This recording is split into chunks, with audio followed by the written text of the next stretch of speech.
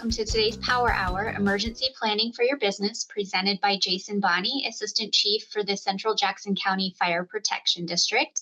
My name is Becca Blake, and I'm the Director of Communications here at the Chamber, and we are thrilled to have you here with us today. A couple of reminders. We have a Power Hour session scheduled every month for the remainder of 2025. They're always at 10 a.m. on the first Tuesday of the month via Zoom. And we're recording each session, which will be added to our Member Resource Center online, which is what you see when you log into the Chamber's website. So if you do miss a Power Hour, you can go back and watch it later. And we want to leave as much time as possible for the content to take questions. So put your name and your business organization in the chat and let us know who's here with us today. And if you have any questions, I'm going to monitor those in the chat and we'll have a Q&A at the end. So I will go ahead and introduce today's presenter, Jason Bonney. He has over 25 years of experience in fire and EMS emergency management. He holds a Bachelor of Science degree in Crisis and Disaster Management and a Master's in Public Administration. Jason's also credentialed as the Chief Fire Officer through the Center for Public Safety Excellence and an Executive Fire Officer through the National Fire Academy. Jason's been the accreditation manager for more than 18 years and has successfully led CJC through 4 accreditation processes with the Commission on Fire Accreditation International, with whom he also serves as a peer assessor team leader. So Jason, we're thrilled to have you today. Go ahead and take it away when you're ready. All right. Well, yeah, thank you for having me today. This is something that I'm pretty passionate about. I think the businesses in our community are really important to us, or to our communities. And I really enjoy being able to get out in the field and talk with our local businesses and help them, prepare for disaster or even emergencies. And so I'm fortunate to be able to speak with you all today. We'll kind of get started here. So emergency planning for your business. Businesses are the lifelines of a community. Like I said just a minute ago, they establish identity and familiarity for the people, obviously create tax revenue for government success, and they're stakeholders for the community. Their input into things, sorry about that. Sorry about that. And they're stakeholders for the community, and we work really closely with a lot of our businesses, especially through the chamber and through the various events that they hold, as well as the city and the government. We're a little bit different in that we're a fire protection district, so we not just protect Blue Springs, but also Green Valley and Lake Taplingo. So we're around a lot of different businesses throughout our community, and with them being, the kind of the cornerstone of the community, businesses being a cornerstone, it's important for businesses to be resilient. And it's also important for us in emergency services and the government to help aid in that business resiliency. So kind of to put things into perspective, the number of disasters per year continue to increase. I think you guys just watching the news every day, you can see that the wildfires, hurricanes, tornadoes, and through 2018 through 2022, the U.S. experienced 90 different billion-dollar climate-related disasters. So those are huge, and especially with some of the changes that are happening at the federal level. And funding sources and how that's all going to shape and look. It appears like the local areas, local communities and governments might be more responsible than before. And in emergency management, we've always said that disasters start local and they end local.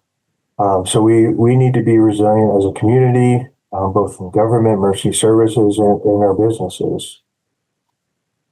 Kind of a scary fact that I found through ready.gov that 40% of businesses never reopen after a disaster. And I think that's scary to me. I don't know about other business owners. I would assume it's scary for you all too. And I hate to see that. I hate to see businesses in our community not be able to succeed after a disaster. I'm sure they would feel the same way too.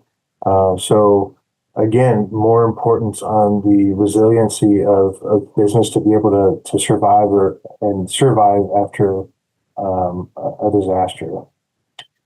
Yeah, another not so fun topic to talk about is active violence incidents, and they continue to rise. And again, we see that time and time again. Just yesterday or the other day was an incident in Colorado. And we're seeing these more and more. Typically, these active shooter, active violent incidents have been in open spaces, but the second highest location is in commerce. So whether that's a disgruntled employee, ex-employee, some kind of a domestic dispute, we're seeing this more and more often. And again, another area for businesses to be resilient in, to plan for, and be prepared for these types of things that are happening. So Ready Business, and I'll share these resources later on, but ready.gov/business has a full program on helping businesses be resilient and be able to recover from disaster. So we're going to talk through some of that and some additional things. But a lot of the material that I got was from that ready.gov/business. So one of the things we'll talk about identifying your risks throughout the state. We primarily all have the same risks. Earthquake, a little bit more on the east side of the state. Although based on studies, it seems like even here on the west side of the state, we could still have some damage from an earthquake over at the New Madrid, but also the influx of people leaving that area, coming out west to resettle or find shelter. So it's definitely still in our planning intent. Developing a plan. We'll talk about the various pieces of developing a plan, what we should think about when we're doing that, and then taking action. So in that planning process, there's some commonalities with obstructions to preparedness, or what has prevented businesses from preparing themselves. And it's really not a whole lot different than probably a lot of us do for our own homes and our families. How much effort we put into preparing our homes or our families for disaster. Changing something as simple as changing your smoke detector batteries, every year with the changing of the clocks. Those types of things we need to even consider in our businesses as well too. But some of those instructions are, it won't happen to us, which I think a lot of us fall into that category as like, oh, it's not going to happen around here. For Blue Springs, we have yet to really have a significant tornado in the last 50 years. The town next to us in Grand Valley has had a couple small ones. So, the threat is there. And on the east side of the state, they even had St. Louis proper was even hit with a tornado, which a lot of people have believe in the misnomer that big metropolitan cities don't get hit with tornadoes. And while that's not frequent, it definitely does happen.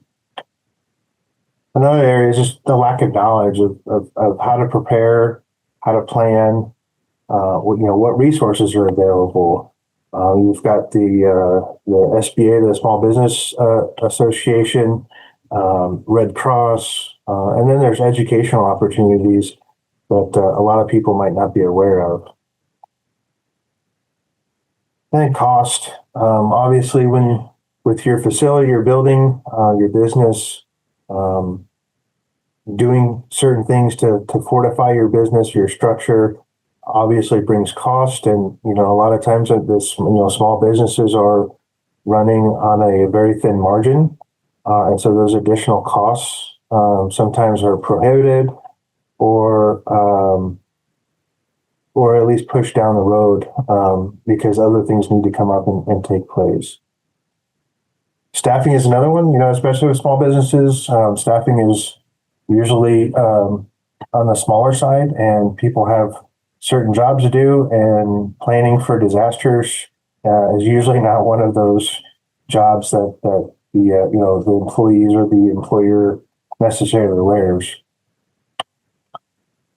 Time, obviously, as a business owner, your time is quickly consumed with just the normal operations of the business, taking care of payroll, employee issues, all those kind of things, and to set aside time to really dig in and prepare and plan for disaster and in that recovery process is definitely going to take some time.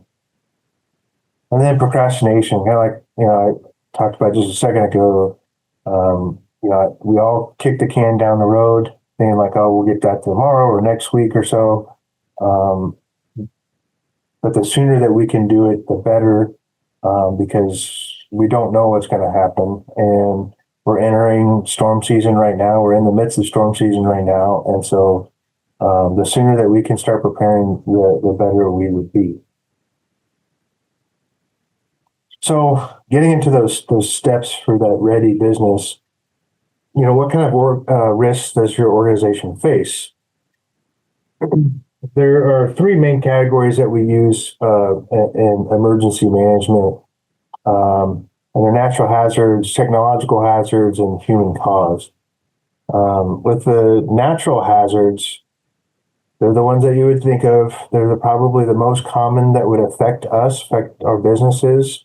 Is summer severe storms, tornadoes, winter severe storms. So you're talking about your blizzards, lots of snow and ice. Flooding, which right now we're in a flood watch in our area here at Blue Springs. Earthquakes, like I said, mainly on the east side, but we're definitely going to feel the effects from it as well. And then extreme temperatures, both in the summer and the winter, and how does that affect our business and our preparedness? And technological, something that I'm assuming that businesses might not think about this as much, but even like chemical spills and where is your business and location to these types of facilities, that if they had an accidental leak, if they requiring people to either evacuate because of that leak or to shelter in place, do they know how to shelter in place if there's a chemical exposure in the area? Explosions, power outages. Power outages is probably one of those ones that often are tied to natural hazards with the severe storms, both in the winter and the summer, but sometimes also with extreme temperatures in the summer, you can have those rolling brownouts or blackouts that are caused by the extreme heat and everybody using their air conditioners and such. So, and then lastly, we have human caused, and human caused is strictly limited to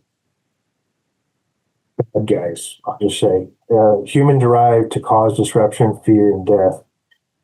And that kind of goes back to the active violent incidents, active shooter incidents, riots, just those things that we've actually been seeing. When certain issues come across the country, people get together and can start causing mischief and disruption. But then there's those lone wolf actors like we saw in Colorado the other day that can cause disruption as well too.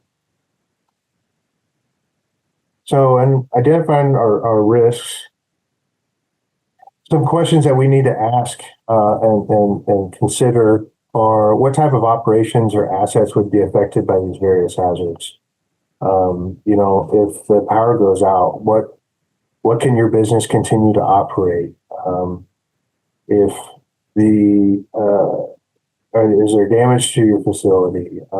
Even even debris in your parking lot. How is that going to affect your customers, access into your facility, and those types of things. So that's really important. We'll dive a little bit more into detail in that in a little bit, but we also need to look at that probability of occurrence for these hazards. So when we're identifying our risks, we need to decide, what's the probability of them happening to us.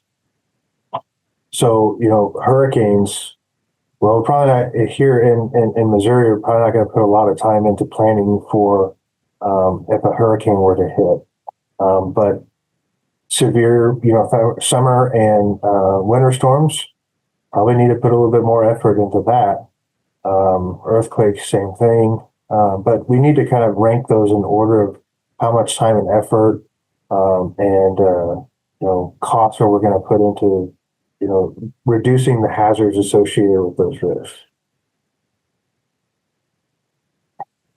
And then, what types of measures can we put in to prevent or mitigate some harm from those hazards? So, fortifying your business, making sure your windows are up to date and can withstand certain types of wind or flying objects or debris. What kind of things safeguards can you place if there is an active violent incident in your facility or your business or near your business? Just thinking about things that you can do that if something happens, we can help reduce the potential outcome from that. So again, kind of like I talked about up there with the operations or assets, but what could be affected from these harms? Really think about our customers and our employees. With our employees, if there's a disaster in your area, are they able to get to work? How would you communicate with them if self-service is down? Your property, how do you file insurance claims? How do you start the cleanup process? Your operations, can you continue to operate? If you're a restaurant and you have no power, how does that affect? If you don't have any power or internet, how do you complete payroll for your employees? So those types of things you can start planning for and start developing backup solutions or alternative solutions to be able to continue operations as best as possible. So I've included a chart here.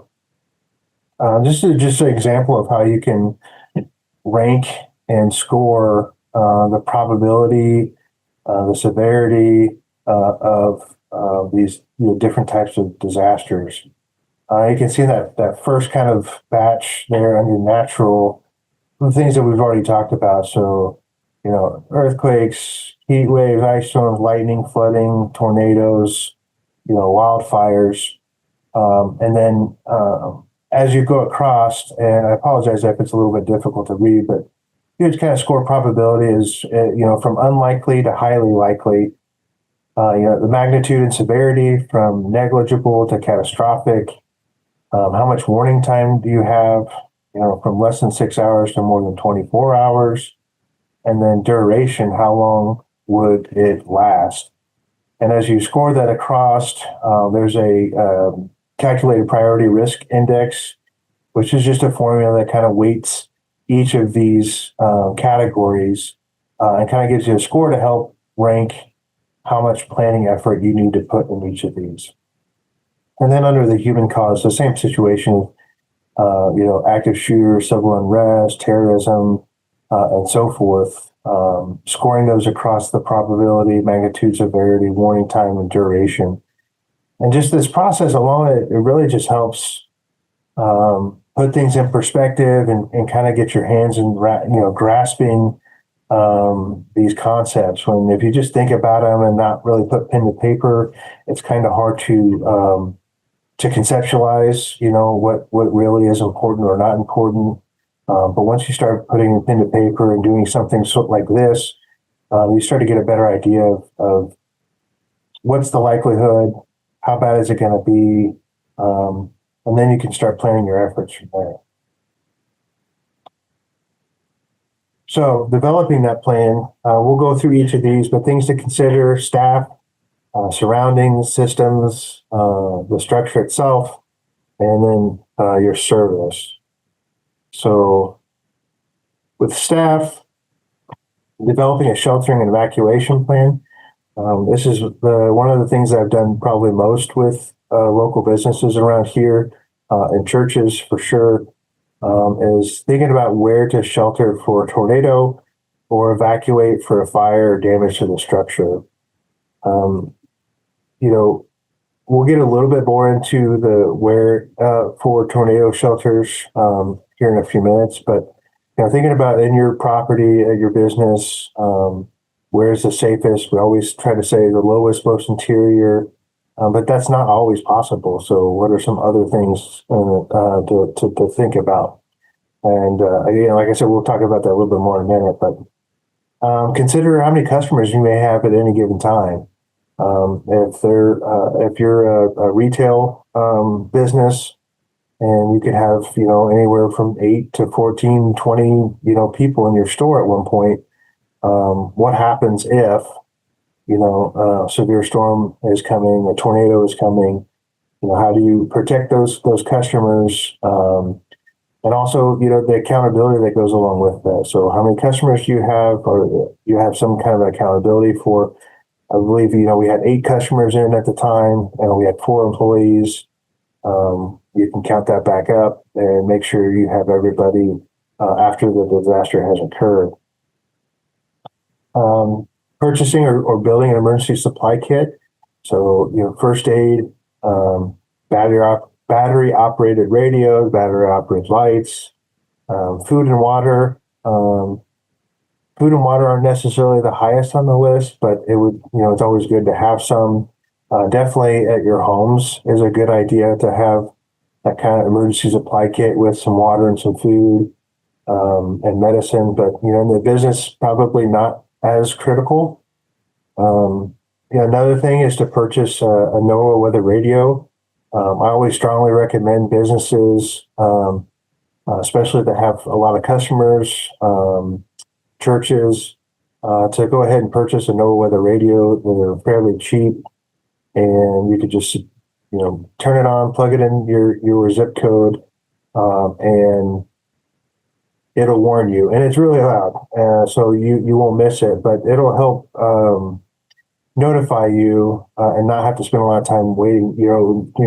Refreshing and looking at some radar or watching TV. It'll go off and let you know. Another thing is your local mass notification alerting app. Here in our area, we use Everbridge. If your local area has one, I highly recommend joining that. And it's the same thing as a NOAA weather radio that's going to alert you for severe weather or other types of hazards that might be happening and give you some more information. And then evacuation and relocation site. You probably all remember when you went to, especially like elementary school, and you had your fire drill, and everybody left the building and went to a specific spot out in the schoolyard. Same type of thing, and this is really accountability for your employees and customers to the best of your ability, so that everybody goes to one spot. You can count up your employees, make sure everybody's there. In addition to, if possible, the customers that were there at the time too, just so that when the fire department arrives on scene, we know whether or not how much effort we need to put in searching that facility or that building, because of if you don't have somebody in your accountability, we'll put more effort into searching that building. Active violent incidents, like I said before, the second highest location for these has been in commerce. So what does your business do for that? How do you protect your business? How do you protect your employees, your customers that might be in the building at the time? FEMA promotes the Run, Hide, Fight program, which is the priority order, which is first thing to do is to run and get away. The second thing to do would be to hide as best as possible and as safe as possible. And then lastly and ultimately, like if you can't do either run or hide, than to fight the assailant, to try to limit, the destruction caused by that type of event. So a little bit more on staff, a continuity plan. In the public sector, we use continuity plans. So if one of the government facilities is a fire station, city hall, how do we continue operating as a government, as a fire department? Can we relocate a station? Can we relocate city hall? How do we come back from the disaster? This continuity plan should also include like data protection. How are you protecting your data? Is it stored in the cloud? Do you have an offsite backup? Insurance, how to file that claim? Who's your insurance rep? What's the process of doing that?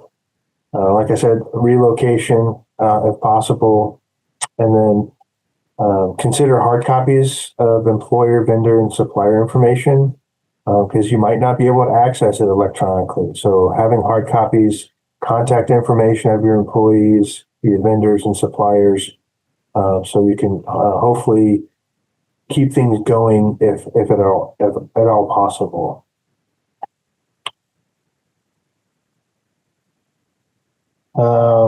Employee awareness and training.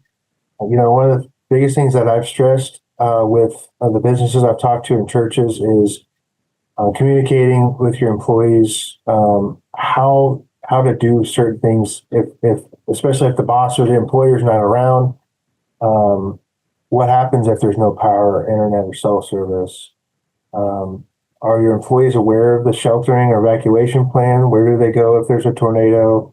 Where do they go if the evacuation?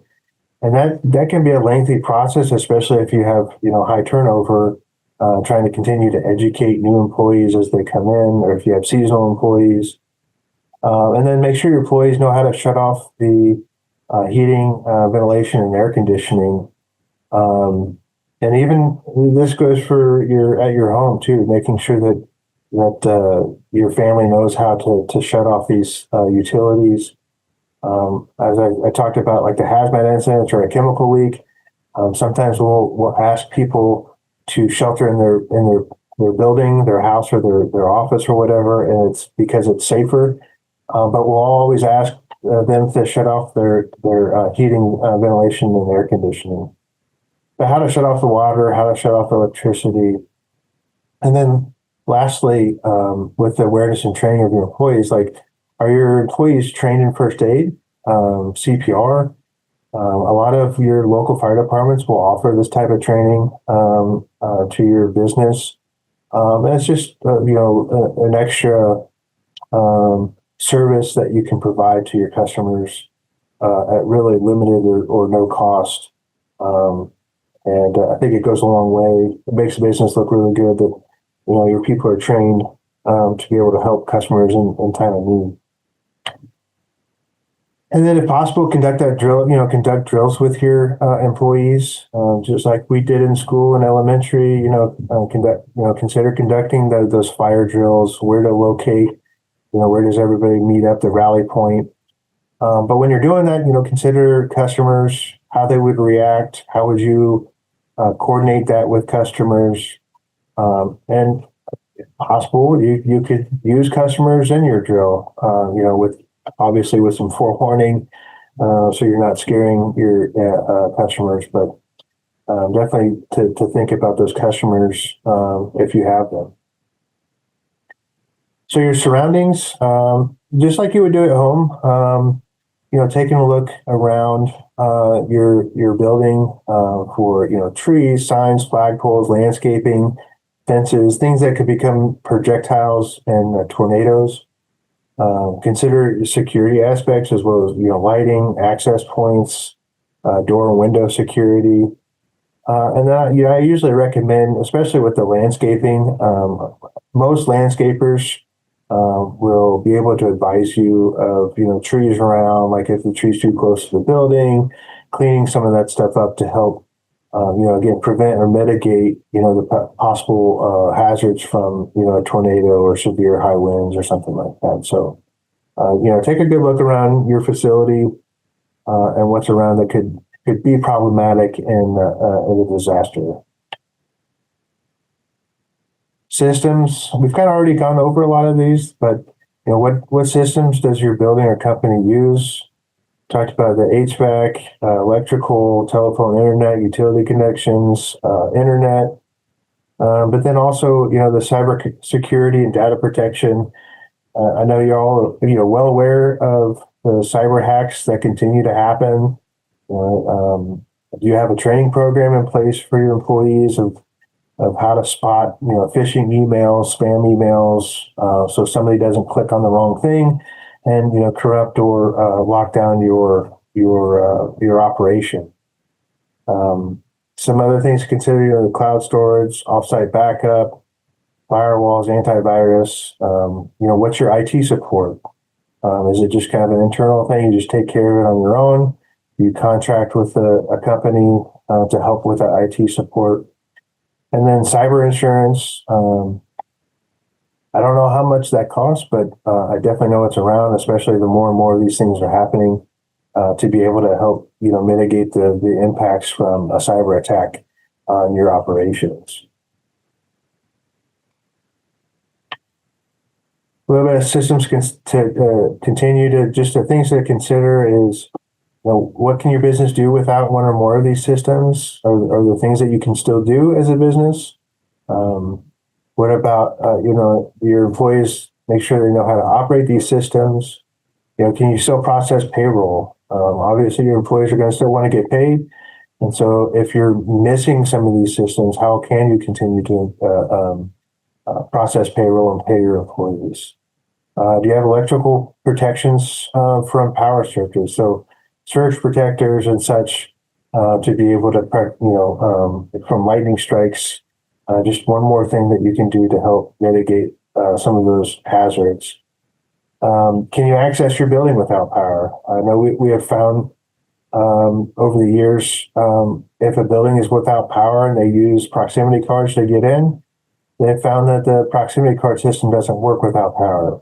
And so, does somebody have a key? Are there even locks on the door to be able to use a key on? Does your building have a generator? And then what parts of your business are supported by that generator? And then obviously, if you have time-sensitive product, especially like restaurants, what does the health department allow? How long can you keep that food? How long can you continue to serve? Then at some point, do you have to shut the doors because the product's no longer good? But for the structure, we've talked about more about that tornado shelter. You can consider a FEMA rated safe room. FEMA has plans for that, but also things for purchase. But then that's at cost. And I know, especially small businesses run a thin margin, and so that might not be an option. So we always recommend the lowest, most interior place possible. But make sure, it's away from windows or exterior walls if possible. The exterior walls is probably one of the hardest things to do. If your building is brick, that makes it better, but still try to get it interior as possible. And I know a lot of storefronts have a lot of glass, so trying to get away from that as much as possible, from especially those tornadoes. Accountability, again, if you're going to have a tornado shelter and you're going to shelter your employees or customers, how can you make sure that everybody's in there and you're not missing anybody? And then the supplies that I've already talked about, but battery operated flashlights and radios, first aid supplies, and then if you have it on hand, maybe some food and water, depending on how long you might be stuck in that situation. Roof systems, ensuring your roof is designed to handle heavy rain or snow.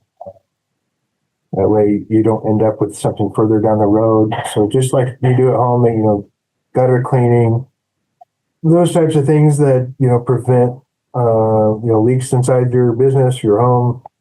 We make sure that your business is solid. Windows and doors, again, on that security risk analysis on how likely that you might have an active violent incident, how much money and time or effort you want to put into securing doors or windows, what kind of, how much protection on those windows do you want or can afford. And then, to the extent possible, making sure your doors, windows, garage doors can withstand wind and impact from flying debris. Again, these are the things that you have to calculate as a business and with your bottom line on what you want to be able to protect and how much money you want to put into that. So a part of that ready.gov talks about, once you've completed all those steps, and if you're not affected by a disaster, what can you do in that post-disaster to help your community? Like I said at the very beginning of the presentation, businesses are kind of like the cornerstone of our communities. Or, they have familiarity and identity for the citizens in the community. So what can you do post-disaster? And depending on if you've had experience in dealing with a pretty major disaster in a community, a lot of those businesses end up coming together to help because they're very devastating. And if you can contribute back to the community, that's always a good thing. And I think would go a long way for your business's reputation, by helping the communities, survive out of that disaster. All right, so some additional considerations to think about. Enhance relationships with your local public safety and emergency management partners. They're only a phone call away, and more than likely they'll be more than willing to help. Come out to your facility, take a look at your facility, help you design plans, help give you extra, the information or things to think about, kind of like the things we're talking about today.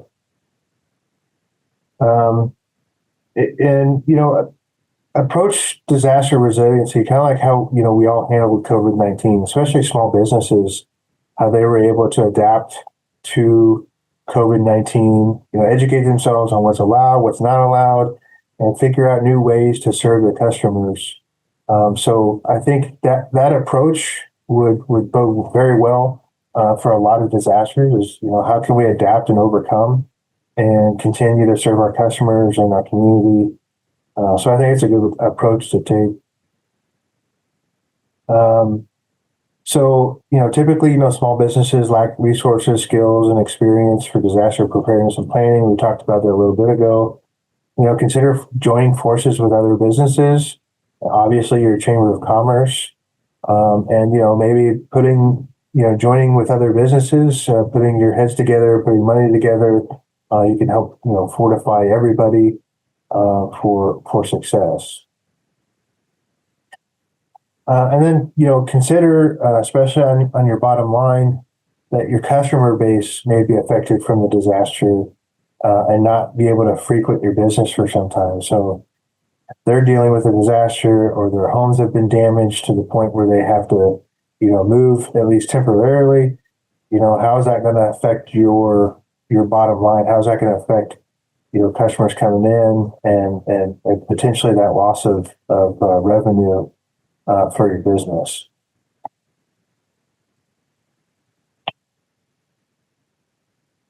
So we're going to go over like a quick scenario just to kind of help put it all together. But what I want you to do is kind of assume that you're a local restaurant owner situated on Main Street, USA. And as of 6 p.m. on a Friday, Friday evening storms were entering into your city. And then at 6:10, a tornado was spotted with a path that may affect your restaurant. You see the outdoor weather sirens are sounding, and you can see winds picking up and hail coming down and debris flying through the air. So that type of a scenario, really kind of picture yourself in that type of a scenario. And some questions to ask yourself is, with a severe storm tornado approaching, what are your actions? What are you taking for your employees and customers? How are you going to be notified? Obviously, once the storm is hitting, you'll know. But how are you notified before that? And what actions would you take if you knew, some pretty severe weather was approaching? What kind of actions would you take for your employees and customers? Are there systems or operations that you would have to potentially to change to be able to reduce, possible hazards from that storm? How would your employees, customers be notified? So, the whole, understanding and knowing when that storm is coming, and then how would you communicate to your employees and customers, especially the ones that might be coming to your facility, especially employees, if there's impending severe weather, do you want to or can you, reach out to your employees and say, hey, wait a little bit before you come into work. We've got a tornado or a potential tornado. Same thing with the customers. That is definitely the more difficult thing to do is notifying them of the impending weather. But think about like after the disaster, and if your business is not for operation and open, how can you notify your customers that you're currently not online and able to serve them? And just to reinforce that, do you have a safe place for everyone? Do you have somewhere where they can shelter from that tornado? And then what happens for your business operations if you lose power for a significant time? Can you process people's dinner bills? Can you continue to cook or serve food? If the electricity goes out or internet goes out, how can people pay bills? I know in some of the research I was doing for this, lessons learned from disasters. People talked about having extra cash on hand to be able to, kind of go old school, so to speak, of actually using cash and paying with cash and making change with cash. So consider that a possibility if you're, retail or the food industry as a business, being able to continue to serve your customers in those ways. And then lastly, I wanted to share resources that I used for this. So ready.gov/business. There's a wealth of information there. It's even a certification process if you wanted to go down that route where you can be certified as a ready business and put a sticker on the window of your business to say that you've gone through the steps to do that. SBA.gov has another wealth of information preparing for emergencies for your business, things to think about. The uschamber.com, I found a bunch of information on there too for preparing for disasters. Some good case studies on after disasters. What did local businesses go through? What were the lessons learned from those disasters? The Emergency Management Guide for Business and Industry. This is an old document, but still some pretty good information in that document. A lot of it probably would be repeated in some of the previous resources I mentioned, but still has some pretty good information in it. And then one of the articles I read, and this is a peer-reviewed article, and it's a post Superstorm Sandy study of small disaster or small business disaster preparedness and perspectives for future incidents. That was a really good article that talked to a lot of businesses post Sandy and what they learned, what they went through, what were some of the obstacles, why they didn't prepare or plan beforehand, and what were they going to do afterwards. So I would really encourage taking a look at that article as well too. Had some pretty good information in it, pretty insightful. So that's all I have. It's 10:50, so we should have time for questions. I'm gonna stop sharing for the moment, and I'll also share this PowerPoint with Laura. So if anybody wants a PowerPoint and the resources or links with that, we can get that from her. So I'm gonna stop sharing here and open it up for questions. Perfect. Jason, thank you so much. We do have one question in the chat, which is, With the World Cup coming to our area next year at this time, what should a business focus on for their emergency planning?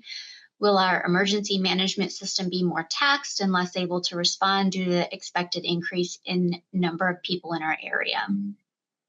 Good.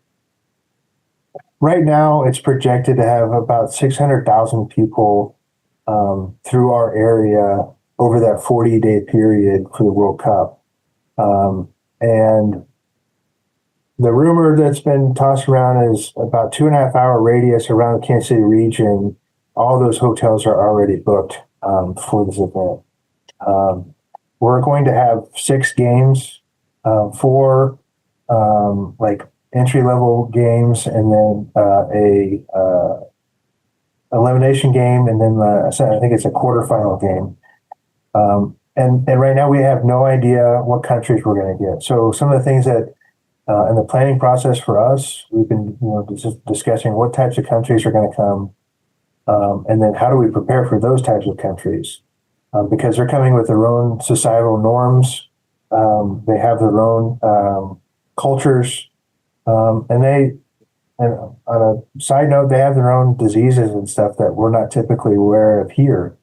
So I know that the public health departments are putting up surveillance to see, what types of, potential diseases they might be bringing over, language barriers. But as far as the emergency planning and emergency management system, we're going to be taxed. The major from the Kansas City Police Department that's kind of heading up operations for all of this is anticipating 1,200 police officers, especially on game days. And that's a lot of police officers. So obviously the areas around Kansas City proper are going to be helping support these events. So it's going to bring added stress to us. Plus the influx of all of those people, all of our hotels are booked, and there's that many more people are in our communities, and they're going to need 911. They're going to have heart attacks, and they're going to be sick, and all those kinds of things. Accidents happen and stuff. So it's going to be a lot. I know from the planning side in the region, we want to help the chambers and local businesses, that want to have watch parties and such. We just want to plan with them so that we know what's going on and when, so we make sure that our resources aren't strained any further than they need to be. Maybe just the influx of people, would it, obviously, I think that would affect like response times. Like if you call 911, response times may be longer, things like that. So maybe just some things that businesses can do to sort of manage some sort of an incident for a longer period of time if need be. Yeah, I don't think response times might not necessarily be affected too much. Maybe around some of those more populated areas at the time of events, like Fan Fest and stuff like that, and definitely around the games. The language stuff. So once we know the teams that are coming, then people can start planning for the languages that are related to that, and that alone is going to be difficult because. There are 4 base camps in the Kansas City area for the tournament, but they might not even be playing here. They might just be staying here and then going to play in LA or Boston or wherever, and we might be getting teams from there coming here to play. So a different set of languages potentially to come over here. So all of that being said, researching the different languages, being able to hopefully provide for that. I know the 911 system here in the Kansas City region is working on some different programs to be able to translate for as many different languages as possible in a fairly efficient time.